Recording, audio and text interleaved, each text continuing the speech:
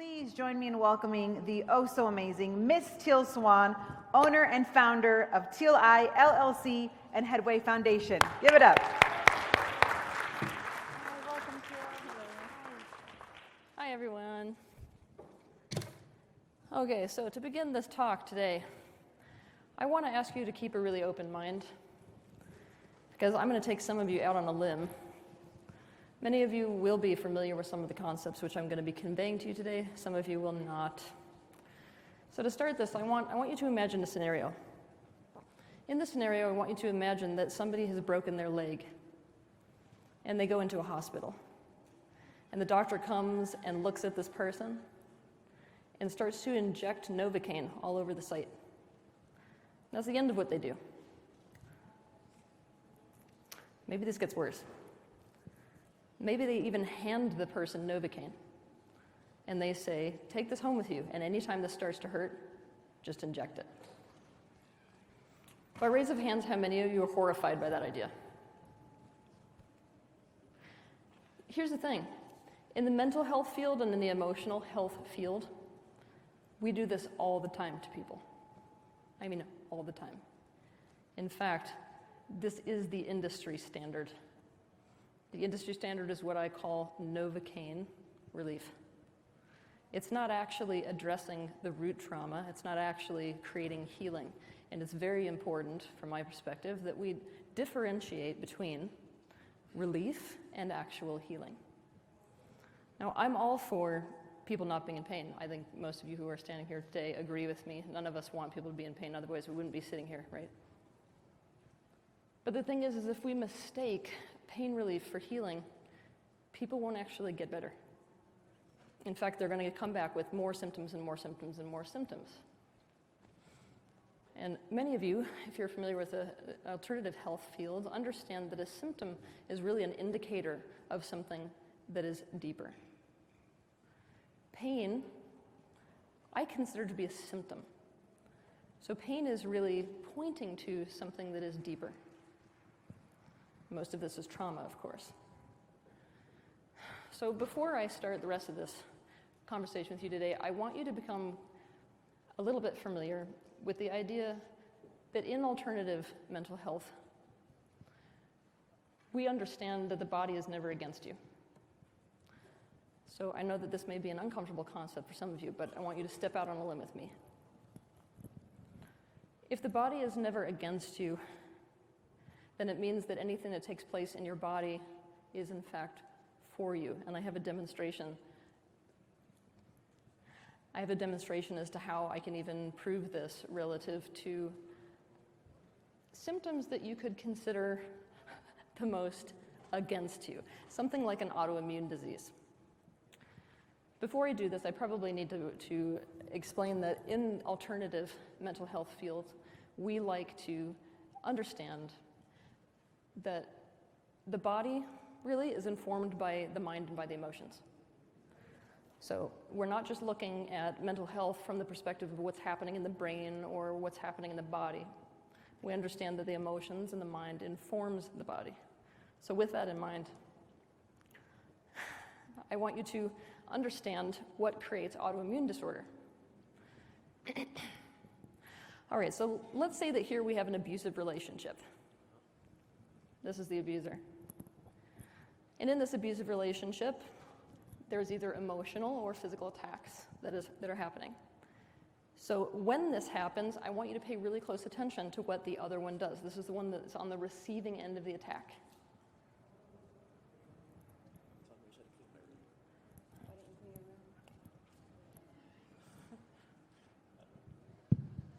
Why didn't you clean your room?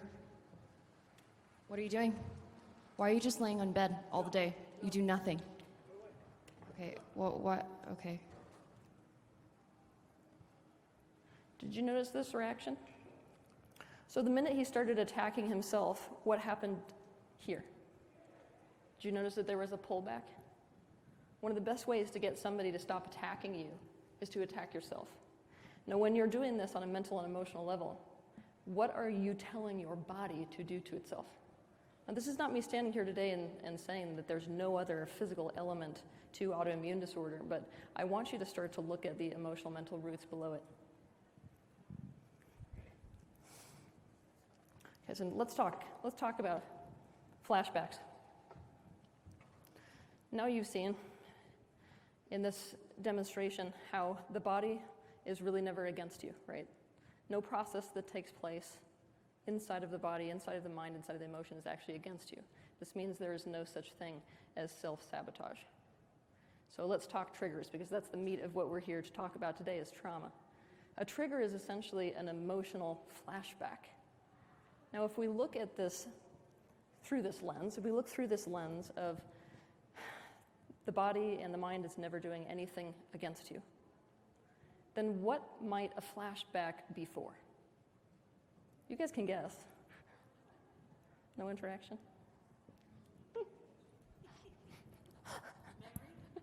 There we go. Okay. Yeah, so a flashback is trying to call your attention to something that is unresolved. That means it's for you, right? And a trigger is nothing more than an emotional flashback. Now, I'm going to stand before you today and tell you that I'm shocked, personally, because in the mental health field, we have the audacity to go in the exact opposite direction of it. So when the body is calling us to be as present as we can be on an emotional and on a mental level to these triggers, to the memories or the traumas that are unresolved underneath, instead of actually follow and go with that calling from the body, we go against it. Most of the techniques, most of the methodology that you'll see in the mental and emotional health field, it's basically like that. It's let's figure out how we can take this trigger and make it so that we can take our attention off it. Let's see if we can take this trigger and diminish it. So my suggestion today, this is this revolutionary concept here, is that you do the exact opposite. That when the body is calling your attention to something that is unresolved, instead of going away from the pain, you go towards it.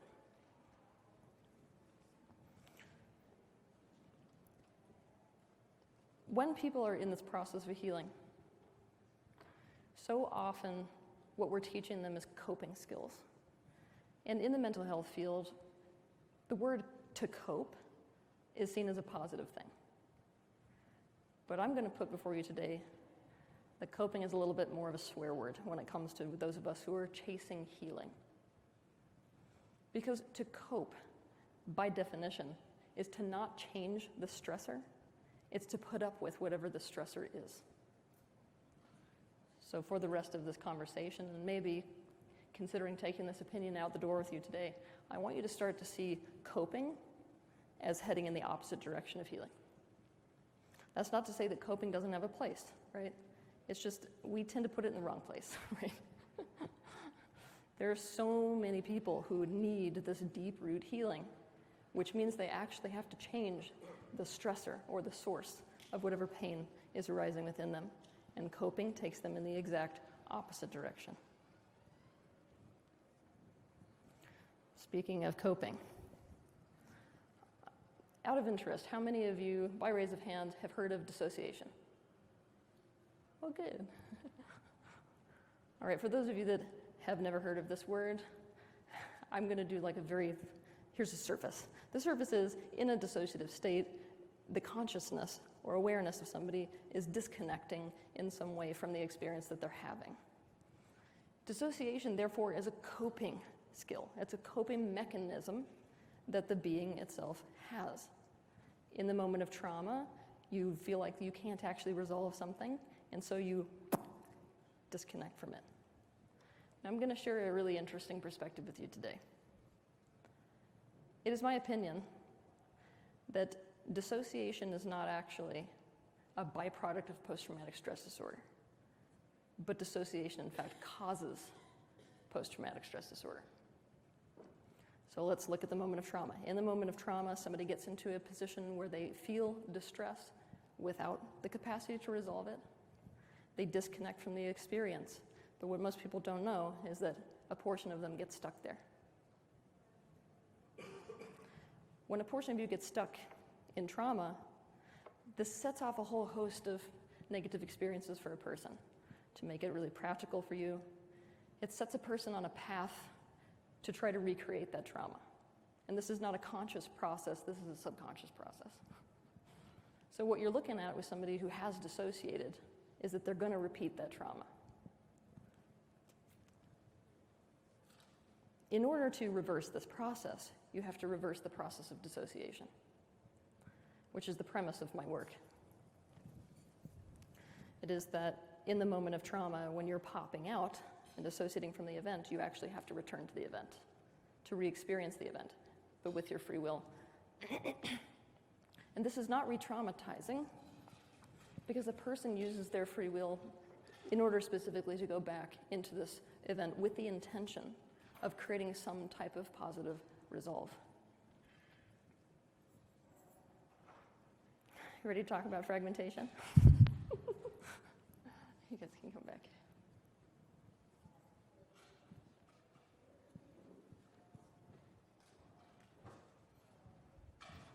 I gotta make use of this space. Okay, stand behind me to begin with. Okay, so dissociative states, right? We're talking about this thing that happens where you're essentially disconnecting your own consciousness from your physicality or from whatever experiencing that you're having. This goes very far. I want you to become comfortable with the concept that fragmentation is the primary coping mechanism for a physical human. What do I mean by fragmentation? First, I want you to consider that consciousness does not actually originate in the brain, that the brain is more like a computer where your consciousness goes through in order to communicate with this physical time and space reality. So it's like an intermediary, but consciousness itself is not limited to the brain, it's not created by the brain. I want you to think of consciousness more like a stream of water. Now, you know, if you watch these rivers, you can notice that they branch off, right? And when a river branches off one direction and then the other direction, it's not like anything happens like harmful to the river. It's not like if I was to come up to one of you with a knife and cut your body in half, you can't really keep functioning. But consciousness doesn't work that way. It works more like water. So it can fragment. Not only can it fragment, it's going to fragment if you experience trauma, which is distress without resolve. It's going to split into parts. And the splitting of consciousness, I should say your awareness of the splitting of consciousness, is where so much healing can take place and so much understanding of what processes are actually taking place on an emotional and mental level for a person. I want to show you how fragmentation happens. I'm going to use a simple example for you today. All right, so these people who are standing back here, I want you to imagine that right now, for the sake of this conversation, they don't exist. We're all one at this moment. So we represent a united consciousness. Now, I'm the one that you can see on the surface, right? When I walk up to you, let's say I meet you later in this conference and I shake your hand, I'm going to say, hello, my name is Teal Swan, what's your name? I'm not going to call myself by 17 different names. I'm just going to use one name. But the problem with this is that you're going to start to see me as a single thing, which is not actually the truth of my consciousness. It's not the truth of anyone's consciousness. So I'm really hoping that in the future there's a push towards changing the understanding that we have of multiple personalities. Because I'm going to tell you that we all have multiple personality disorder. I mean, every single person walking the planet as an adult today has it. The only point at which we call it a disorder in the mental health field is the point at which it starts to interfere with our day-to-day life, and you see people, flipping from one altar to the next or introducing themselves by multiple different names. But many of you are already aware of these personalities. You call them sides, right? You've got a friend who acts completely different when he's on the football field than when he's at home. These different sides of people actually represent these different fragments within the psyche, within consciousness itself. So I'm going to show you how one of these splits happens and why fragmentation is the primary coping mechanism for a physical human. I want you to imagine that I'm 4 years old. And at 4 years old, I encounter a trauma. Maybe we should experience what trauma is. Okay, I have a different definition of trauma. My definition of trauma for you is distress without resolution. That means I get into a distressing event and I can't create any positive change so as to make it so that whatever I'm experiencing adds to my life experience instead of takes away from it. Now, what happens when we start to look at trauma through this lens is that we understand that there's a lot more trauma in the world than what we would usually define as trauma. Here's what I mean by that. Trauma is actually being a 7-year-old child, you're going to a birthday party where you get to see another kid get all the presents, and for whatever reason, it causes you distress. You don't understand why that kid is getting all the attention. Are some of you parents? Okay. So if you don't understand why this other kid is getting all this attention and it creates distress within the system, then that's actually trauma. Because they can't resolve it, those feelings of jealousy get buried and they become something that's repeated in your adult life. Everyone has trauma. I mean, literally everyone. If you were born in mainstream hospitals, you have trauma. So I want you to kind of adjust your mentality around what trauma is, because we tend to only define trauma as the most extreme stuff you can experience, stuff like I went through as a child. You know, you've got your abuse, you've got human trafficking, you've got high-speed car accident, you've got serious death within the family, right? Now, even if you don't have some of those, what we would consider serious high-level traumas, everyone has trauma. Everyone. And that's why I'm saying everyone has fragmentation within their being. So back to our example. Let's say that I am 4 years old and my dad leaves me. At 4 years old, I'm watching him drive down the street. I have no idea why he left. There's nobody who's sitting there with me and emotionally coaching me through the experience. In fact, mom is so messed up that there's no way that she can help me. She's basically on the floor too. And because dad left, she has to get a full-time job. So not only did I actually lose dad, I lost mom. Now, at this particular point in time, the only way to actually cope with this experience is to split myself into two parts. I'm going to split myself into the part of me that really needs dad and really needs mom and needs relationships, the part of me that's really vulnerable. And the opposite part, I'm going to split into the aspect of me that doesn't need people, that probably has the attitude of go screw yourself. Why the hell would I get connected to anything else? I mean, I've already seen how that goes, right? This is what it looks like on the inside world, okay? This is the part of me that is vulnerable, that needs mom and dad. This is the part that doesn't. Which one's going to keep me safe? You can point at it. Point. Exactly. This is the one that's going to keep me safe. So you see how I'm going to hold on to this. This is what I'm doing on the level of my psyche. I'm going to hold on to this one. This is the one that kept me safe in my childhood experience. And therefore, this is the one that's going to shine through as my personality. So another little side note is, I wish I could stand up here today and I could tell you that your personality is a genuine reflection of who you authentically are, but it isn't. Your personality is an amalgamation of the aspects of you that kept you safe. Now, because I'm identified over here, this one is the one that's going to shine through my behaviors and my actions every day and my words. And when you describe me to people, you're going to describe me as a super independent person who doesn't really need anyone, who's not real emotionally available, right? Is it the truth of me? You guys, we can have a conversation. Yeah, it's not the full truth of me. It's only partially the truth. Because there's also this part, which I, of course, have... See how I've turned my back on this one? This is what we call the subconscious, right? This one has become an inhabitant of my subconscious awareness. This one is actually impacting me every day, but I don't have conscious awareness of it because it's not the one that keeps me safe, right? It's those moments where maybe I have a friend who's really close to me, and for some reason this friend just doesn't show up on time, and it revives all of this emotion. You can grab me.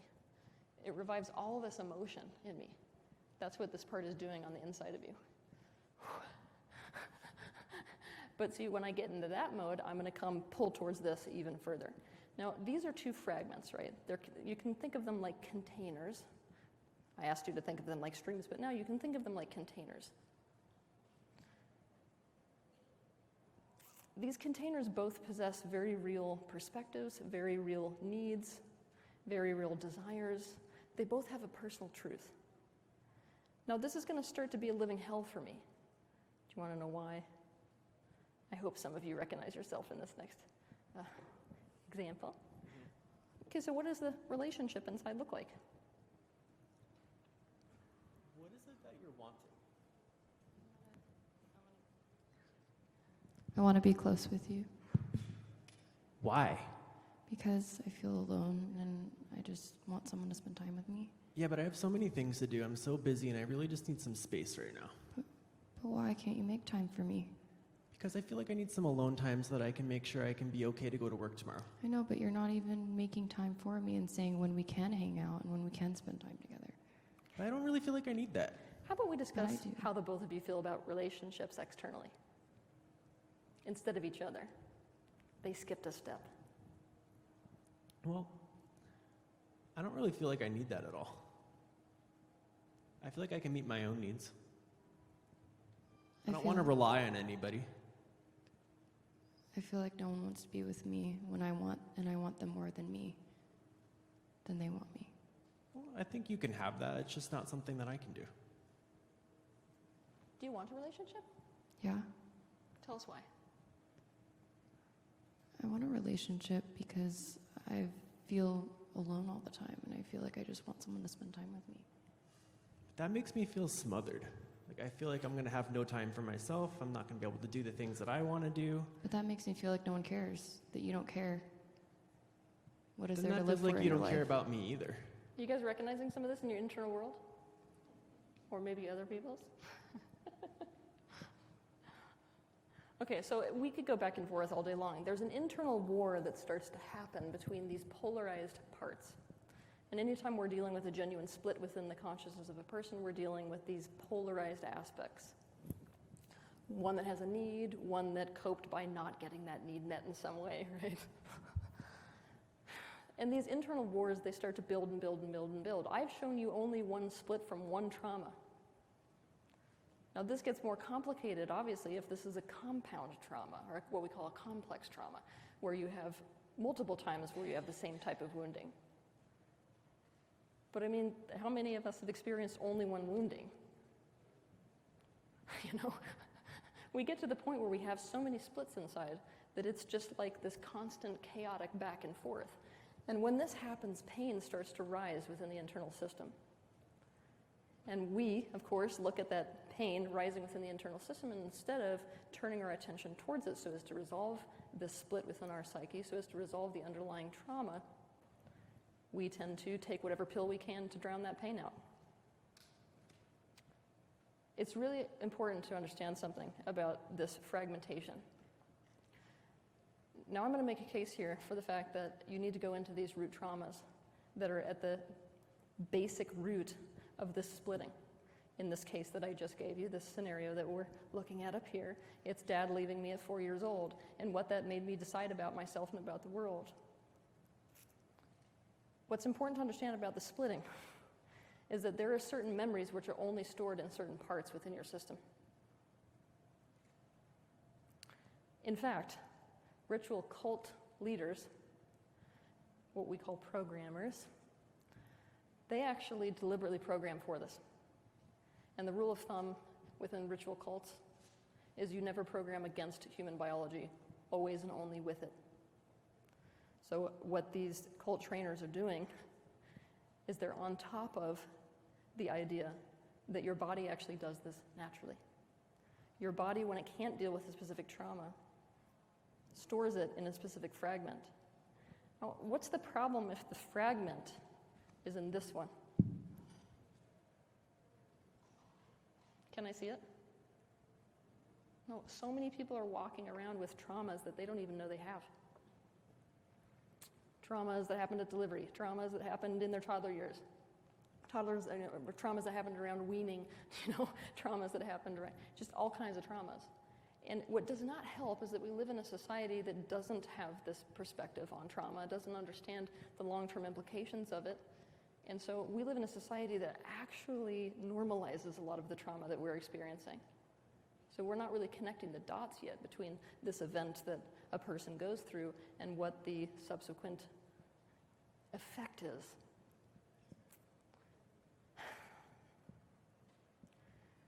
So it's important to understand, once you see this fragmentation, right, that what's the most important thing to do is to try to resolve this fragmentation within. It's to try to get these different polarized aspects of self on the same page. The ideal situation is to get them to a position of agreement. But what's really interesting when you can actually gain awareness of one specific fragment or the other specific fragment is that if you go deep, let's say I go deep into this one, if you go deep, deep, deep, deep, deep into the consciousness or awareness of this one, there are definitely processes for this. I'm doing an overview today. If you go as deep as you can to the conscious awareness of this part of you only, or this part of your client only, then it's like its own universe, its own world with its own truths. And inside of those truths, you see a great many needs that you can actually genuinely meet and easily meet as an adult. And it's within those that the seeds of resolution actually lie. So I created this process. It's called the completion process. What this process essentially is that when we go back within one of these aspects of self, we're actually using a person's trigger, that is the emotional reactivity that you see in real time, as a doorway that opens to the subconscious mind. We're using that open doorway instead of telling a trigger to calm down or telling it to de-escalate or doing breathing techniques or EMDR or any of these types of things that cause that symptomology to disappear. We're using that symptomology, right, that big, huge alarm bell that's saying, hey, there's something here that's unresolved. We're going directly down into that, back into the trauma itself. But the first portion of this process is to re-experience it. And through re-experiencing, we come to a place of acceptance. Now, by acceptance, I don't mean that you approve of something. I mean that you accept that this is the truth of what happened. And when that happens, even the tissues of the body no longer fight the traumatic experience anymore. They open to it. Once you have re-experienced this, it turns into an active resolution process where those unmet needs or those pains are actually flipped around and resolved. So, for example, I may be able to, as a 4-year-old who lost dad, experience what it is to have a dad who's so committed that he won't leave me no matter what. Based off of figuring out whatever those needs are and actually creating this resolution within this process itself, we can then apply that to our adult life. This is where this process gets really fun. It causes us to look at the world in a different way. It causes us to meet our needs in different ways. So quite often you see people who are popping out of this process realizing, wait a minute, I've surrounded myself with people who just reflect my early traumatic experiences. Maybe I'm going to choose to put myself in a different place. Maybe I'm going to choose different thoughts, different ways of behaving. But this time, that different choice, it's not just surface level. It hits us at the deepest core of resolution. And everything after that, everything causally linked, starts to shift. Thank you. So it's at this point that I'm going to tell you, I have some high hopes here. I have high hopes for where the mental health field is headed, because where it's headed in the future is to the understanding that mental illness is actually not about what's wrong with you. It's about what happened to you. That's going to be the wave of the future. When somebody enters into a psychiatrist's office, a person is going to be looked at in terms of what happened to them, not what is wrong with them. And so at this point, I need to say, I want you to start to think of mental illness, those things you're looking at the surface and calling mental illness. I want you to think of them as adaptations. What you're seeing in terms of this surface symptomology of mental illness, was something that actually benefited a person in the past. It may not actually be something that benefits them anymore, but it did at some point save their life. And until we have the capacity to recognize that, the part of themselves that actually is maintaining this behavior is never going to be able to shift itself. It's never going to be recognized. It's never itself going to start to recognize that that adaptation no longer benefits it.